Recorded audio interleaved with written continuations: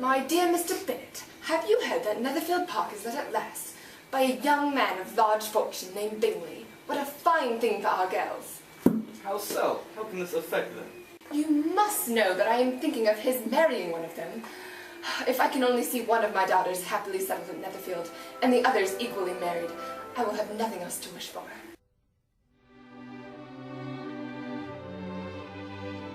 Who's that man besides Mr. Bingley? That's Mr. Darcy. I happen to know he makes $10,000 a year. He looks miserable. Hello, Mr. Darcy. Why are you not dancing? Your brother's dancing with the only tolerable creature in the room. What about her sister, Elizabeth? She seems agreeable.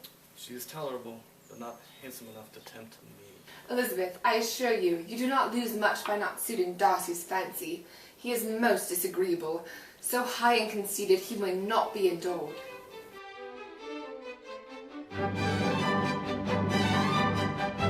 I heard that awful Mr. Darcy kept money from one Mr. Wickham. Bingley likes your sister undoubtedly, but he may never do more than like her if she does not help him on. Miss Elizabeth, I hear you are delighted with Mr. Wickham. I urge you not to accept his assertions of Mr. Darcy treating him illy, for they are entirely false. Jane, the Bingleys have left Netherfield with no intention of returning. His awful sister sees her brother is in love with you, and follows him to town with the hope of keeping him there, and persuade him that he does not care about you. Mr. Darcy congratulated himself on saving Mr. Bingley from a most imprudent marriage. I understand there were some strong objections to the lady. I received a letter from our cousin, Mr. Collins. He will be arriving shortly. I needn't remind you that once your father dies, he will own the whole of our estate. He will graciously offer one of you his hand in marriage. Headstrong, foolish girl, do you not know your own interest?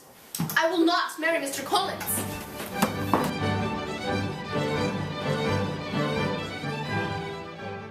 You appear to me, Mr. Darcy, to allow nothing for the influence of friendship and affection. Your defect is the ability to hate everyone. And yours is to willfully misunderstand them. Mr. Wickham's manners may ensure his making friends, but whether he is able to keep them is less certain. He is unlucky to lose your friendship. In a manner, he is likely to suffer from all his life.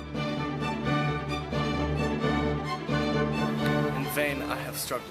It will not do. My feelings will not be repressed. You think any consideration would tempt me to accept the man who has ruined, and perhaps forever, the happiness of a most beloved sister, and who has destroyed the future of poor Mr. Wickham? Mr. Bingley has returned to Netherfield. You are in great danger of making him as much in love with you as ever. If only there was a man to make you as happy.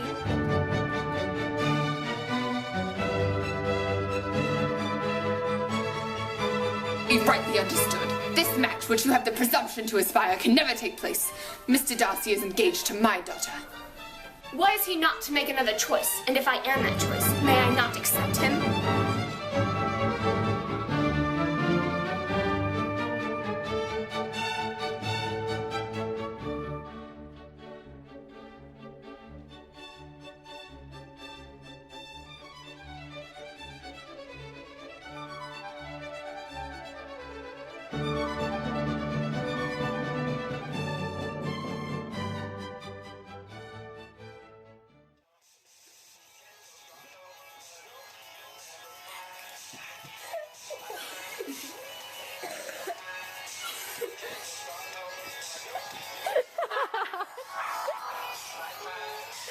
Ha